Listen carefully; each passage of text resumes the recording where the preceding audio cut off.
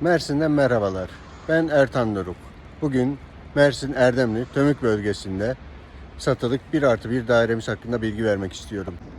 Satılık dairemiz havuzlu, aquaparklı site içerisinde bulunup basketbol sahası,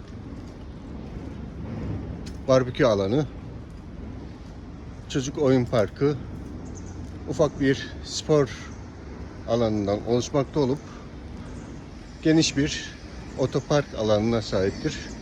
Sitemiz full jeneratörlü olup denize 400-500 metre mesafededir. Detaylı bilgi için bana geri dönüş sağlayabilirsiniz.